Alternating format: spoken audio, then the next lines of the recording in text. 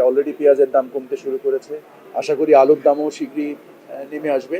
যতদিন না নামে ততদিন পর্যন্ত টিসিবি একেবারে নিবিড়ভাবে বাজারে থাকবে। টিসিবি 350 ট্রাক কার্যক্রম পরিচালনা করছে। এটাকে খুবই দ্রুত আমরা 400 ট্রাকে ওঠানোর চেষ্টা করছি এবং 400 জনে আমরা ওঠানোর চেষ্টা করছি এবং আমরা অতদিন পর্যন্ত থাকবো যতদিন পর্যন্ত বাজারে একটা স্বস্তিজনক অবস্থা পরিপূর্ণভাবে না চলে আসে।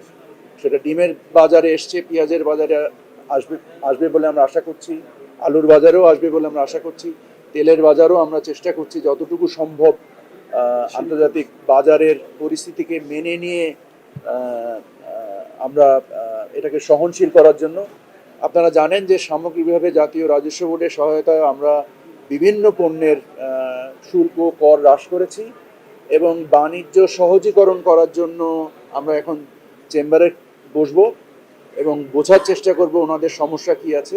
আমি যে কথাটা সকলকে আপনাদের মাধ্যমে বলার চেষ্টা করছি যে বাণিজ্যিক কার্যক্রমে অংশগ্রহণ করেন, তাহলে এই সমস্যা যেটা আছে এই প্রতিযোগিতামূলক অবস্থা তৈরি হবে এবং ইনশাআল্লাহ সমস্যার সমাধান হবে।